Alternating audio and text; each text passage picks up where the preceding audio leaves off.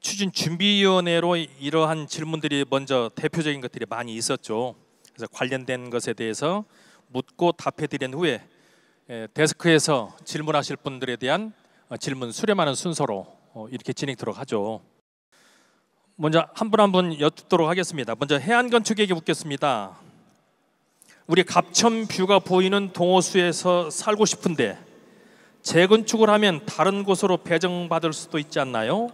뭐 이런 질문이 있었습니다. 재건축을 하게 되면 기존 이제 세대 수가 4,000세대에서 6,000세대로 변모가 됩니다. 여러분들한테 이제 선택지로 이제 여러 평형대가 제시를 해드릴 거고요.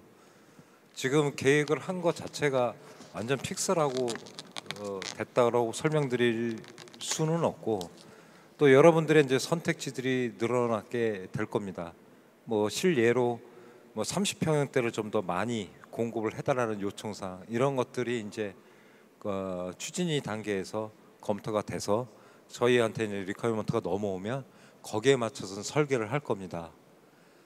그래 되면 저희는 지금 계획에서 주안점이 아까 물리적으로 세대수가 기존 500세대에서 1000세대가 바로 연접하게 있게 되고, 그 사이에 바로 뒤에 후동이든가 이런 게 공간적으로 넓혀서 추가적으로 한 1000세대 정도가 시뮬레이션으로 한 2000세대가 결국은 탄천의 조망을 보고 있다라고 설명드릴 수는 있을 것 같습니다. 하지만 혹시라도 주민들이 좀 더 원하는 부분이 있게 되면, 또 원하는 평형대가 좀 부족할 수 있다면 이제 그런 부분은 요구사항을 받아들여서 설계해서 반영할 수 있도록 하겠습니다. 그거는 저희 몫입니다. 할 수 있습니다. 예, 고맙습니다. 또 이런 질문이 있었죠. 도시설계 쪽에 이런 질문이 있었습니다. 용적률이 현재 300%라고 하는데 330%까지 올리면 참 좋겠습니다. 올릴 수 있나요? 이런 질문이 있었습니다. 예, 일단 답변부터 드리자면은, 주민 여러분들 선택에 따라 달려 있는 문제입니다. 저희가 법적과 현행 법과 계획적으로는 용적률을 300%까지 확보를 하고, 지역업체가 건축 시공사로 50% 이상 참여할 경우에 30%를 추가 확보할 수 있는 방안이 있습니다. 이 말은 아파트의 브랜드를 어떻게 결정할지를 주민들이 선택하는 과정에서 지역업체와 함께하는 방향으로 할 경우에는 추가로 주겠다는 부분입니다. 해당 계획에 대한 부분은 주민 여러분 선택에 따라서 확보하는 부분이고, 두 번째, 현행 법이 아닌 지금 국회에 준비 중인 법령이 있습니다. 재건축 특별법입니다. 이 재건축 특별법에서는 법적 용적률인 300%에 10%를 추가해서 330%를 확보하는 방안을 제시하고 있습니다. 아직 법이 공표되지 않았습니다. 문제는 이 법이 언제 공표되고 언제 적용될지를 모른다는 부분입니다. 그래서 저희가 말씀드릴 수 있는 거 330%까지 가능한 방안이고, 이 330% 확보에 대해서 주민 여러분들의 의사가 충분히 모아진다면은 그 달성을 위해서 저희 도시설계업체에서는 최선을 다해서 확보하는 방안을 마련하고 제시할 수 있도록 하겠습니다. 예, 고맙습니다. 용적률 상향 관련해서 지역시공사 관련된 또 재건축 특별법 관련된 두 가지의 해결점에 대한 설명이 있었네요. 다음은 하나감정평가법인에 대해서 질문을 드려야겠습니다. 우리 지역의 공시지가가 너무 낮습니다. 따라서 종전자산 감정이 너무 낮게 되는 거 아닌가요? 이런 질문이 있었습니다. 네, 제가 답변 드리겠습니다. 공동주택 공시가격이라고 하죠. 저희 결론부터 말씀드리면 공동주택 공시가격과 저희 종전자산 감정평가 금액은 연관성이 적습니다. 걱정하지 않으셔도 괜찮습니다. 공동주택 공시가격의 경우는 주로 세금을 매기기 위해서 책정되는 가격입니다. 그래서 실제로 보시게 되면 실제로 형성되는 시세에 비해서 상당히 낮은 가격으로 형성이 되어 있고요. 그리고 각 세대에 따른 차이나 이런 것들도 거의 반영을 하지 않고 있습니다. 저희 종전자산 감정평가 같은 경우에는요, 나중에 그 사업시행계획 인가가 이루어진 시점에 그 시점 당시에 가격 수준이나 실거래가 수준, 인근 아파트들의 가격 수준 이런 것들을 종합적으로 고려를 하고요. 그리고 또 각 세대별로 현장 조사를 면밀하게 진행을 해서 그 각 동이 어디에 있는지, 어느 향으로 배치가 되어 있는지, 층별 격차는 얼마나 될지, 개방감이나 어떤 조망 같은 것들은 어떻게 될지 이런 것들을 다양하게 면밀하게 반영을 해서 감정평가를 하기 때문에 결론적으로 공동주택 공시가격은 크게 고려하지 않고 연관성도 적다는 점, 그것 때문에 걱정하지 않으셔도 된다고 정리해서 말씀드리겠습니다. 예, 고맙습니다. 다음은 또 우리 변호사님께 좀 여쭙겠습니다. 자, 이주비에 대해서 이자는 누가 계산하나요? 이런 질문이 있었습니다. 예, 부탁드립니다. 아까 설명에서도 이제 설명 자료에 나왔다시피 조합원 이주비는 이제 크게 두 가지가 있습니다. 기본 이주비가 있고 추가 이주비가 있습니다. 그러니까 기본 이주비는 그 당시 정책에 따라서 지금 같으면 이제 DTI 이 DSR 적용해서 지금 60%로 정해져 있잖아요. 그 기본 이주비에 대해서는 이자를 계산을 하기는 하지만 그 이자를 조합원 개개인이 내지는 않습니다. 전체 사업비에서 그건 부담을 하게 됩니다. 그러니까 그 기본 이주비는 여유가 있든 없든 받는 게 유리하겠죠. 본인이 이자를 내는 게 아니라 전체 사업비 중에 일부로서 이주비를 부담하게 됩니다. 그런데 예외적으로 그 기본 이주비 예를 들어 60%를 초과해서 더 추가적으로 이주비를 받아야만 되는 조합원들이 생깁니다. 이주 단계에서. 예를 들어서 기존에 이미 대출이 많이 꽉 차 있어서 이주비, 기본 이주비도 좀 어려운 조합원이 있을 수도 있고, 그 외에 본인이 더 이사를 가는 데 있어서 이사비가 더 필요할 수도 있고, 이런 경우에는 추가 이주비라는 것을 더 받게 됩니다. 이건 시공사하고의 협의에 따라서 진행이 되는데, 이거는 모든 조합원에게 공통되는 사항이 아니기 때문에 추가 이주비에 한해서만큼은 해당 조합원이 입주할 때 정산을 해서 개별적으로 이자를 부담하게 된다는 게 일반적인 정비사업의 일정한 룰입니다. 예, 고맙습니다. 또 아주 어려운 질문이 하나 있었습니다. 이 부분은 이 사업을 기획을 하고 있는 머핀에게 질문을 드리겠습니다. 자, 재건축이 진행이 되면 학교 다니는 아이들이 전학을 시켜야 되는데 전민초등학교, 전민중학교에 대한 대안은 있으시나요? 이런 질문이 있었습니다. 예. 네, 그 단지 내 학부모님들이 이제 가장 고민하시는 부분이지 않을까 싶습니다. 예, 현재 지금 전민초등학교와 전민중학교에 아마 전체 학생 수가 한 1,500명 정도 되는 걸로 알고 있습니다. 근데 그 지금 저희가 이제 사업을 정상적으로 했을 때 이주가 시작되는 시점이 이제 29년 상반기 정도로 보고 있습니다. 그렇게 될 경우에는 지금 현재 전민초의 6학년과 전민중학교 1, 2, 3학년은 아마 졸업을 할 거로 예상이 되고요. 지금 현재 전민초등학교 1학년부터 5학년은 아마 계속 이 전민초등학교나 중학교를 다녀야 될 걸로 예상이 되는데, 뭐 이제 나중에 이주를 하시게 될 경우, 예를 들어 공사 기간 동안 3년 동안 이주를 하시게 될 경우에는 이 통학구라고 있습니다. 이 통학구 내 외곽으로 나가실 경우에는 변경될 경우에는 어쩔 수 없이 그 지역으로 전학을 가셔야 되고요. 만약에 통학구 내에 지금 이 문지초랑 중학교가 같이 묶여 있는 통학구 내로 뭐 이전을 하실 경우에는 그 전민초로 가든 전민중학교로 가든 그다음에 문지초로 가든 문지중학교로 가든 선택하셔서 아마 학교를 다니실 수가 있습니다. 뭐 이런 것들도 전체적으로 나중에는 저희가 사업 기간 동안에 그 뭐 이제 대전교육청과 여기 서부 지원청입니다. 지원청과 면밀히 세밀하게 협의를 해서 주민들이 이주 계획을 세우실 때 불편함이 없도록 조합에서는 운영 계획이나 관리 계획을 다 수립해서 여러분들께 고지를 하고 충분히 논의를 거쳐서 불편하시 없도록 이주하실 수 있도록 준비할 예정이고요. 추후에 필요하다면 교육 영향 평가 업체를 통해서 더 전문적으로 이 부분에 대해서 세심하게 여러분들에게 제안해 드릴 예정입니다. 예. 예, 고맙습니다. 가장 뜨거운 부분이라고 할 수 있겠죠. 이 부분은 설계 쪽에도 질문이 있었고 도시 설계에도 질문이 있습니다. 그래서 두 분 상의해서 답변 주세요. 아파트 건축 설계 시 갑천과 공원과의 연계가 필수적입니다. 어떤 방안이 있나요? 하는 부분과 지금은 아파트에서 갑천으로 바로 연결될 수 있어서 편안한데 재건축이 되어도 갑천으로 바로 갈 수 있나요? 자, 이 부분에 대해서 원칙적으로는 도시 설계 쪽에서 땅에 대한 이야기를 하셔야 될 것 같고 우리 또 설계 사무소에서는 이럴 경우에 어떻게 이용 가능성이 있는지 이렇게 답변을 주시면 좋겠습니다. 공교롭게 이런 상황을 대비해서 그런 건지 모르겠는데 제가 이제 일전에 이제 서울시에서 용역을 한 바가 있습니다.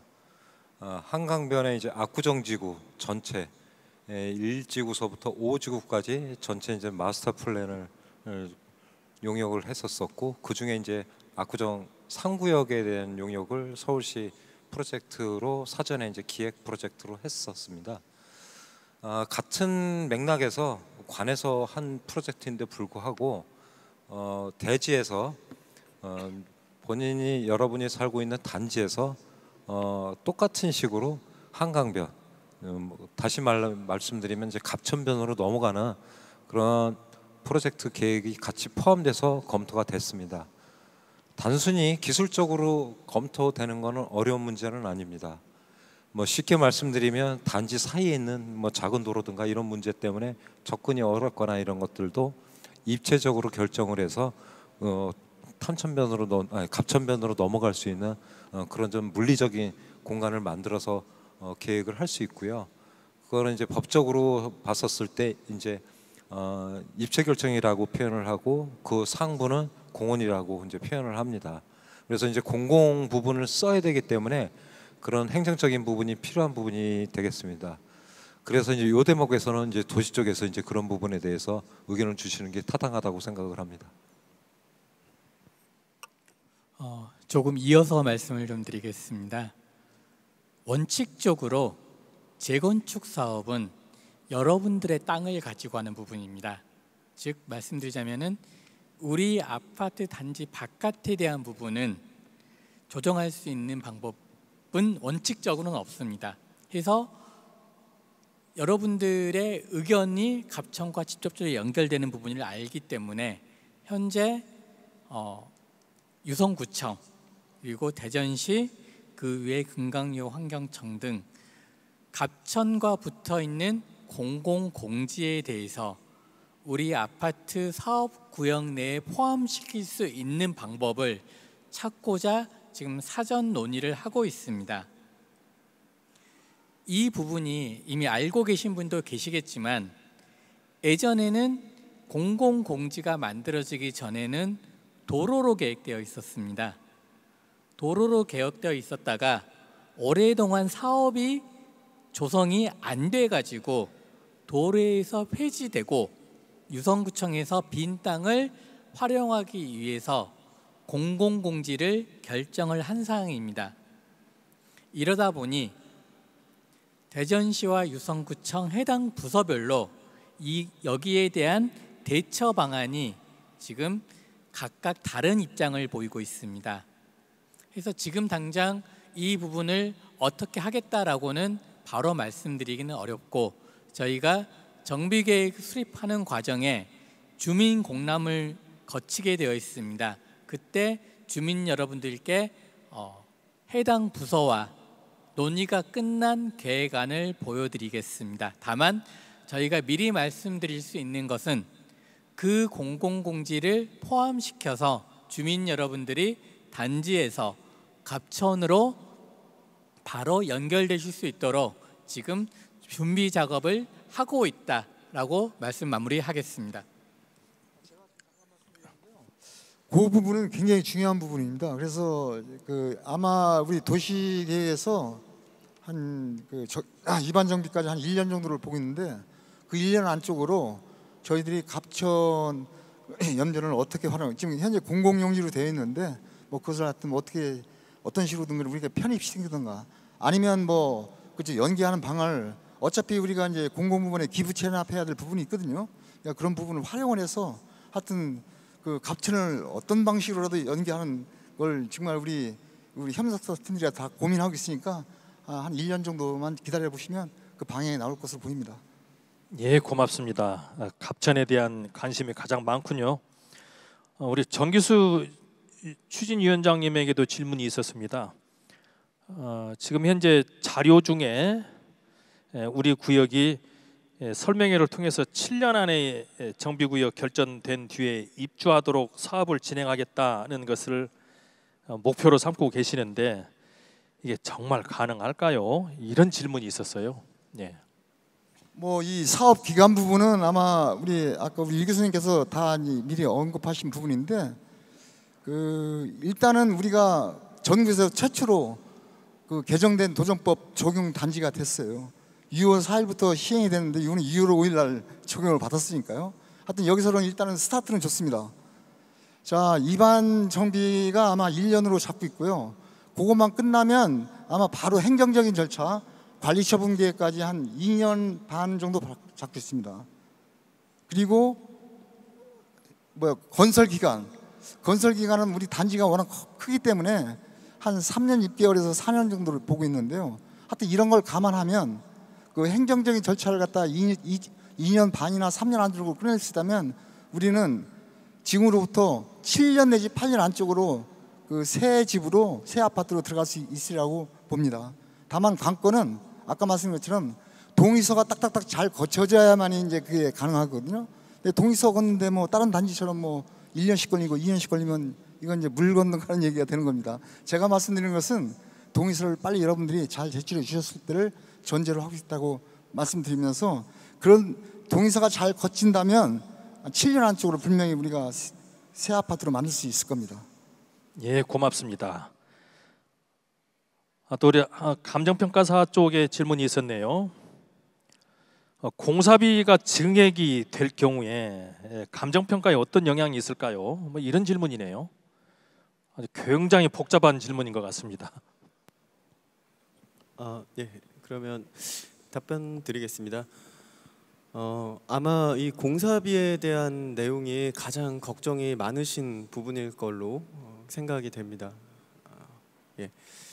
그 공사비 같은 경우 또 결론적으로 먼저 말씀을 드리면 저희가 사업이 마무리되는 시점에는 공사비 증액이 수반이 될 걸로 예상이 되고 있습니다.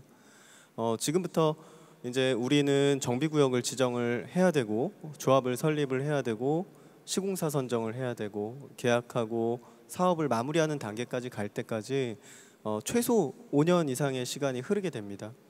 그 과정 중에서 물가 상승분이 분명히 있을 것이고요.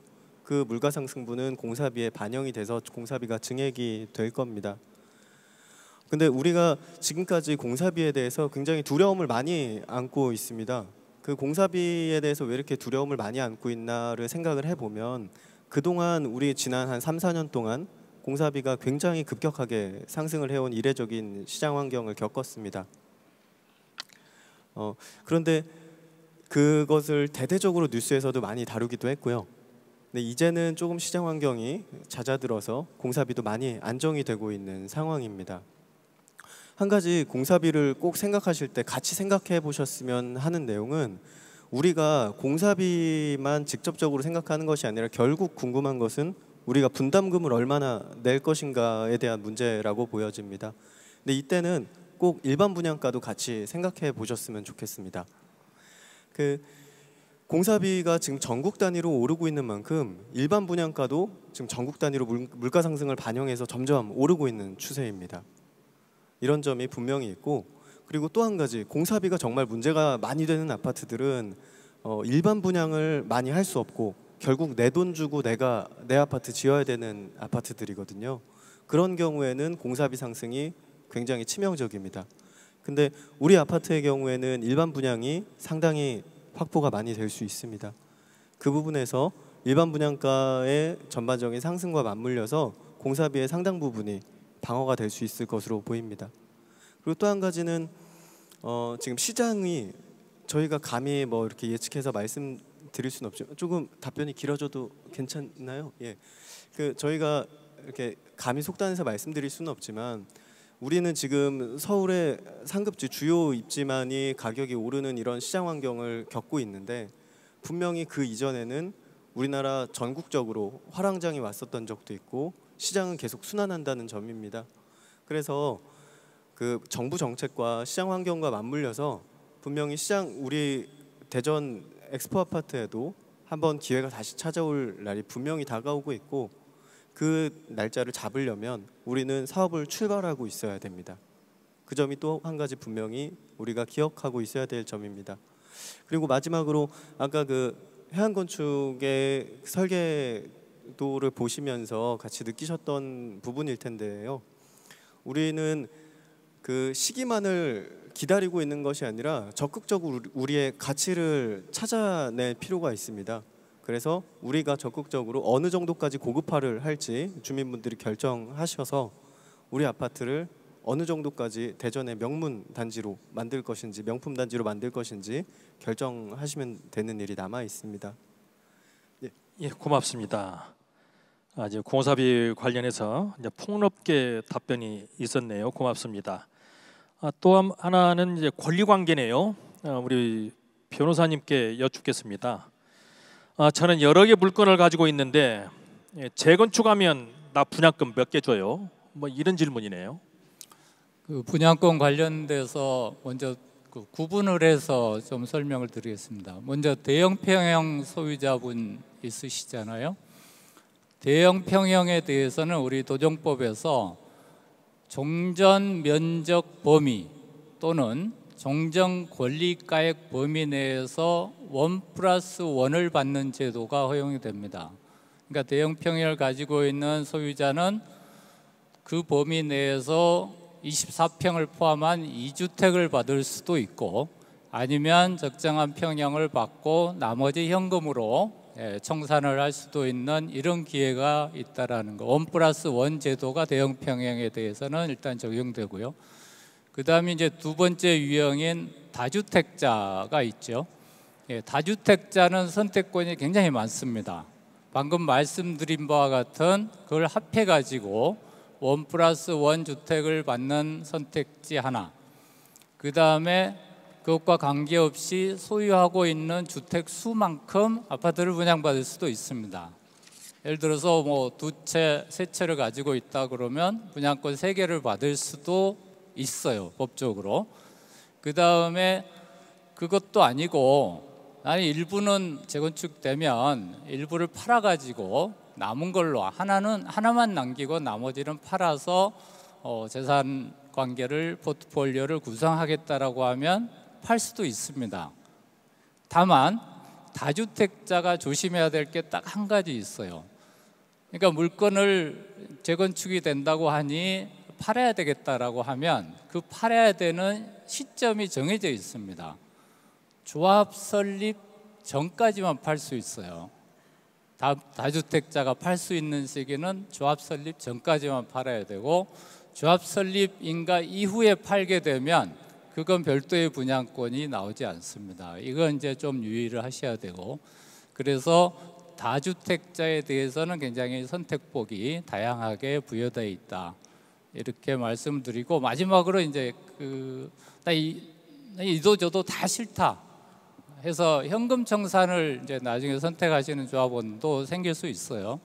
그 현금 청산을 선택하는 시점은 언제가 되냐 하면 조합 설립이 되고 우리가 건축 심의를 거쳐서 사업 시행 인가라는 건축 계획이 확정이 되면 조합에서 최종적으로 안내를 합니다. 이 조합 사업에 당신 참여할 거냐 포기를 할 거냐 하는 게 첫 번째 시점이 되고요. 그 다음에 두 번째 시점은 다 동의했는데 분양 신청 단계에서 부담금을 보고 종전자산평가를 받아보고 조합원 분양가를 받아보니, 그리고 그 사이에 나는 다른 주택이 있어서 이사갈 계획이 있다는 등등으로 해서 이 분양권이 필요 없다. 그러면 그 분양 신청 단계에서 분양을 포기하면 그때 이제 두 번째 현금 청산을 최종적으로 할 기회가 생깁니다. 이런 정도로 말씀드리겠습니다. 예, 고맙습니다. 그동안 저희가 사업을 준비해가는 과정에서 저희 토지등 소유자분들께서 주로 질문하셨던 내용을 좀 정리를 해봤던 내용이죠. 근데 오늘 또 전문가들을 모셔서 설명을 드렸는데 나 이 부분에 대해서는 꼭 물어보고 싶다 계시는 분들 데스크에서 질문 수렴토록 하겠습니다. 앞쪽으로 나오십시오. 예, 안녕하십니까. 전 307동 1205에 사는 김덕순이라고 하는데요. 뭐 하나 여쭤보려고 그러는데요. 아까 하시면서 기본적으로 이제 그 지역 그 건설업체가 참여하면 그 용적률을 330%까지 가능하다고 하셨잖아요. 그래서 사업성을 영향을 미치는 거에서 가장 중요한 거는 말씀하셨던 용적률이 있고, 또 그게 아까 지역 업체가 들어온다는 건 브랜드 문제하고 연결된다는 말씀하셨잖아요. 그러면 브랜드도 분명히 그 아파트에 같이 영향을 미치는데 지역 업체가 50% 들어오고 외부 이제 다른 건설사가 들어왔을 때 그러면 그 아파트의 브랜드는 어떤 게 되는지 그게 좀 궁금하고요.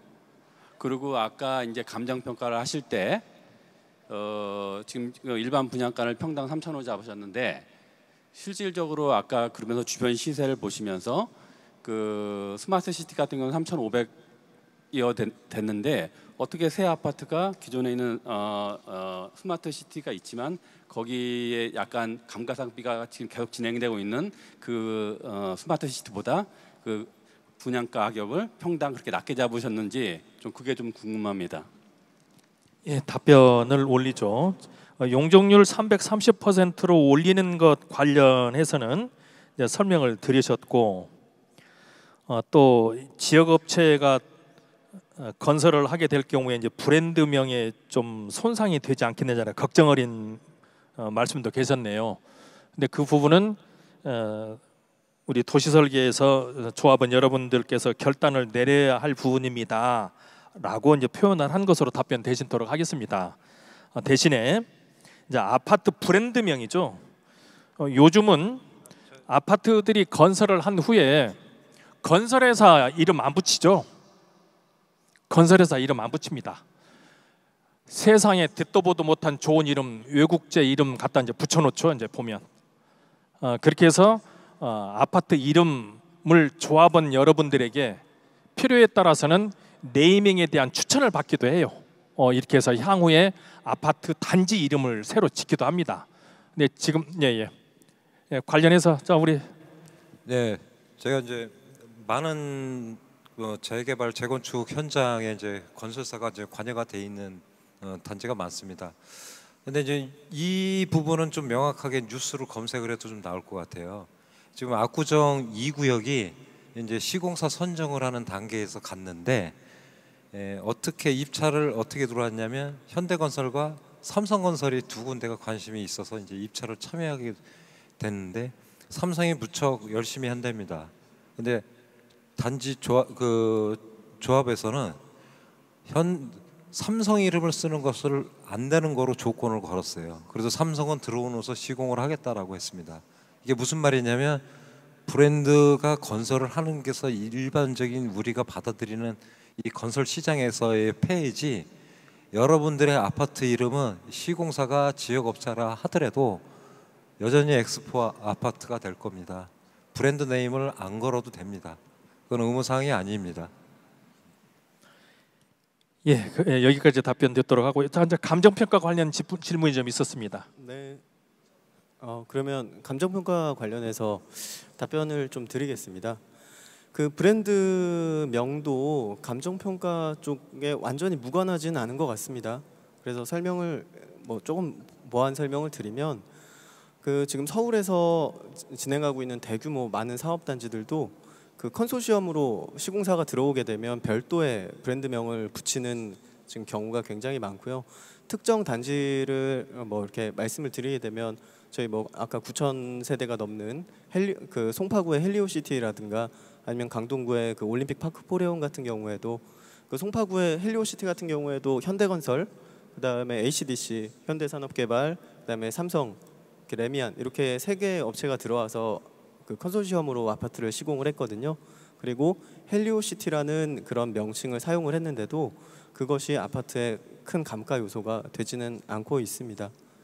이제 지역 업체가 들어와서 그 방금 말씀드린 그런 일군 시공사들보다 일부 약간 뭐 이미지 측면에서 조금 낮아지는 측면이 있을 수 있어도 그 아파트가 컨소시엄으로 그 진행을 했다고 해서 그렇게까지 많이 감가가 일어나거나 이런 거는 케이스 바이 케이스라고 생각을 하고 있습니다. 그리고 아까 질문상 아파트 가격에 대해서는 이 부분이 또 가장 핵심적으로 궁금하실 부분인 것 같아서 좀 자세하게 허심탄회하게 설명을 좀 드리겠습니다. 근데 아까 질문 주신 내용을 중간에 듣다 보니까 저희가 먼저 정리하고 넘어가야 될 부분이 한 가지가 있습니다. 그 스마트 시티와 저희 아파트를 비교를 할 때 이제 연식이 지나가는 부분이나 이런 부분에 대해서 설명을 해주셨는데 그 부분들이 이제 많이 헷갈릴 수 있는 부분들이에요. 이제 저희 감정평가사들 같은 경우에는 항상 시장에 머무르면서 시장에서 고민을 하고 지내지만 저희가 그 아파트 가격을 예측을 할 때 향후 5년이나 10년 후의 미래를 감히 예측을 하지를 못합니다. 그리고 공사비에 대해서도 저희가 예측을 할 수가 없고요. 그래서 저희가 분석을 해서 말씀드리는 것은 지금 현재 시점을 기준으로 해서 분석을 해서 말씀을 드려요. 이 부분을 같이 한번 나누고 싶습니다. 저희가 향후 5년, 10년 후에 공사비가 어떻게 될지 이런 것들을 알지 못하다 보니까 전제를 하나 깔고 갑니다. 만약에 지금 2025년 현재에 신축 아파트 6,000세대급 아파트가 뿅하고 건설이 완료가 되어 있다. 우리가 지금 분양을 당장 시작한다. 라 그러면 우리는 얼마 받을 수 있을까를 고민하는 겁니다. 그리고 지금 당장 건설사랑 우리가 계약을 해야 된다. 그러면 얼마의 계약을 할 수 있을까를 고민을 하는 겁니다. 그렇게 시점을 지금으로 통일을 해놓고 봐야 우리가 적절한 공사비와 적절한 분양가를 비교해서 볼 수가 있게 됩니다. 이 점을 먼저 한 가지 말씀드리고 싶고요. 이제 단지 아까도 이제 설명을 드릴 때 공사비와 일반 분양가는 좀 같이 생각을 해봐 주셨으면 하는 부분을 말씀을 드렸었어요. 근데 특정 단지가 거론이 되게 돼서 제가 쉽게 그냥 편하게 그 단지의 예를 좀 들어서 말씀을 드리겠습니다. 지금 우리나라 아파트는 강남 3구, 서울 강남구와 서초구, 송파구가 이끌어가고 있는데 아까 나온 말씀드린 헬리오시티 같은 경우에도 우리나라에서 방금 전에 올림픽 파크 포레온이 생기기 전까지는 단일 규모로 가장 큰 단지였습니다. 그 단지 같은 경우에는 이제 여기서부터는 제 개인적인 좀 사견이 좀 들어가긴 하지만 제가 개인적으로 판단할 때 누군가는 좀 상처가 되실 수도 있습니다. 하지만 그 단지 같은 경우에는 그렇게 고급 단지가 아닙니다. 일반적으로 평이하게 만든 아파트 단지고요. 마감재도 외관에서 보면 그렇게 특별한 마감재를 쓰지도 않았고요. 층고도 그렇게 높지가 않습니다. 그리고 내장재도 고급스러운 외산 내장재나 이런 것들을 바르지도 않았습니다. 주차 측면에서도 보면 요즘 고급 아파트가 가져야 되는 그런 세대당 주차 대수 이런 것들도 세대당 한 1.4대 이하인 걸로 제가 알고 있습니다. 그래서 그렇게 외관적으로만 보면 그렇게 고급 아파트가 아님에도 많은 사람들이 가고 싶어하는 그런 단지입니다. 심지어는 그 아파트 같은 경우에는 서울시 아파트 시장을 논할 때 가장 중심에 서 있습니다. 가장 중심에 서 있는 몇 개 안 되는 단지 중에 하나로 우뚝 서 있습니다. 그 정도로 대단지가 주는 프리미엄 효과들이 굉장히 큽니다. 아까 그 공사비에 대해서 650만 원 정도 수준을 말씀을 드렸는데 대전시 내 공사비 수준 조사에서 말씀드린 것처럼 지금 하이엔드 브랜드를 적용한다고 해도 750만 원을 넘지가 않는 수준입니다. 일반적으로 공사비를 제시를 받는 것들이 700만 원이 되지 않는 수준입니다. 그런 상황에서 우리가 대단지를 지으면 어떤 프리미엄을 누릴 수 있을까에 대해서 고민을 하는 것이고 저희는 6,000세대급 아파트를 지었을 때 650만 원이라는 공사비로 충분히 기본기가 탄탄하게 갖춰진 아파트를 지을 수 있다고 판단을 했습니다.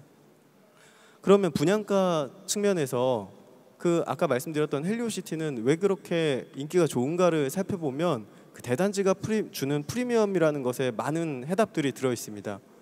그 헬리오시티 안에 들어가 보면요, 파크밴드라고 해서 엄청나게 큰 공원이 쭉 펼쳐져 있습니다. 거기를 걸어서 도는 데만도 40분이 걸립니다.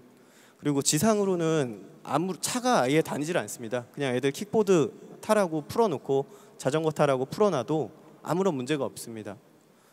그리고 커뮤니티 시설도 한 1000세대 규모에서 나올 수 있는 커뮤니티 시설, 그냥 구색만 맞춘 커뮤니티 시설이 아닙니다. 일단 수영장 거대하게 들어가 있고 사우나 들어가 있고요.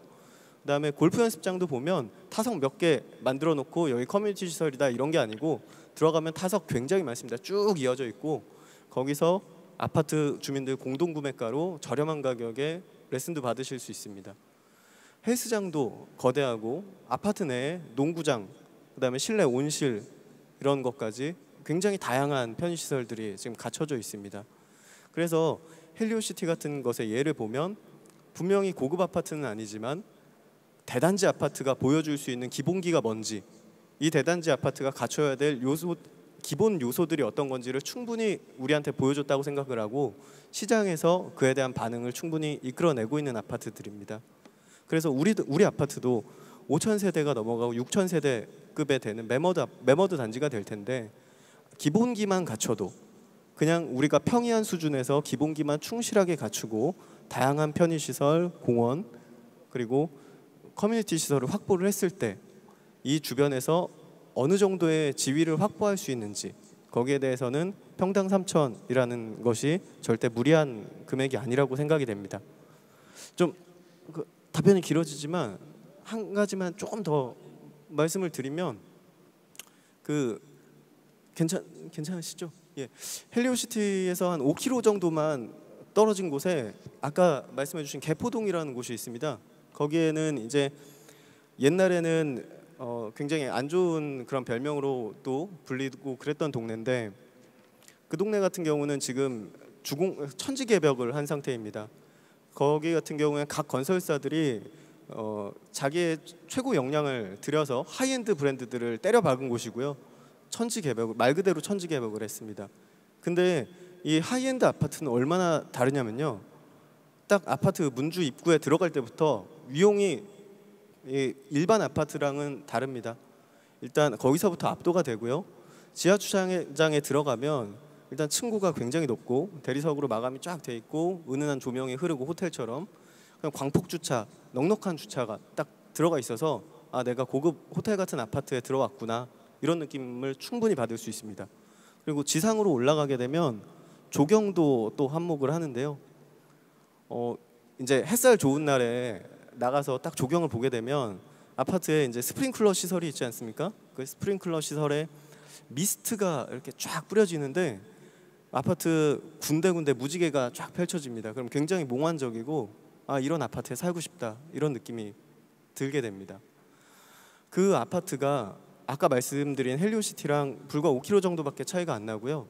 물론 이제 강남구에 소재하고 이런 차이는 있지만 뭐 대치동 학군지랑 조금 더 가깝고 그 강남 핵심 코엑스랑 조금 더 가깝고 이런 점은 약간의 입지 차이는 있지만 헬리오시티랑 가격 격차가 30% 이상 벌어지고 있습니다. 우리가 그 공사비를 아까 이제 일반적인 공사비 650만 원 말씀드렸는데 어느 정도까지 공사비를 증액을 시켜서 어느 정도까지 우리가 프리미엄 아파트를 만들고 우리가 대전 충청 권역에서 어느 정도까지의 입지를 가져갈지 그것은 이제 여러분들이 결정을 하시면 되는 것이라고 생각을 하고 있습니다. 그런 대단지 아파트는 만들고 싶다고 만들 수 있는 게 아니고요. 그런 선택을 할 수 있는 곳만 선택할 수 있습니다. 그리고 엑스포 아파트는 그런 선택을 할 수 있는 아파트입니다. 이러면 대답이 괜찮으신가요?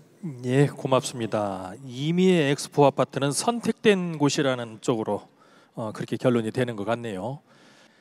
이제 이야기를 이제 매듭을 지으려고 합니다. 이제 설명의 마무리를 좀 짓도록 하겠습니다. 예, 장시간 고생하셨습니다. 제가 이제 앞으로 조합 설립 전까지는 제가 추진위원장을 맡으면서 그 기반을 좀 닦을 텐데요. 제가 이제 운영하는 기본 원칙은 이 조합 방식은요. 기본적으로는 우리 소유주 여러분들이 사업을 추진하는 방식이에요. 그래서 여러분들이 뜻을 갖다가 최우선적으로 받들어 모실 것이고 모든 부분을 좀 투명하게 잘 진행을 하도록 하겠습니다. 제가 목표로 하는 바는 하여튼 동의서만 빨리 내주시면 전국에서 가장 최단 시간 내에 우리 6,000세대나 되는 그 대단지를 최단 시간 내에 재건축 사업을 성공리에 완수시켰다는 그런 신화를 쓰고 싶습니다. 그게 저희들 목표고요. 그래야만이 여러분들이 뭐 하다못해 조금이라도 돈을 덜 들이고서 그 새 집에 입주할 수 있는 방법이거든요. 하여튼 그걸 목표로 하고 있습니다. 하여튼 장시간 고생하셨고요. 하여튼 지속적으로 좀 관심을 가져주시고 저희들이 하는 일은 앞으로도 이제 저희들이 홈페이지를 만들 건데 거기에 다 공개를 하겠습니다. 그렇게 해서 열심히 한번 해보도록 하겠습니다. 감사합니다. 예, 고생하셨습니다. 예, 돌아가는 차편이 어떻게 될지 모르겠네요. 차편 준비되어 있나요? 예, 돌아가실 때도 차가 대기 중이랍니다. 편안하게 돌아가시고 윗집, 아랫집, 옆집 동의서 함께 내실 수 있도록 여러분들의 적극적인 또 협조 부탁드리겠습니다.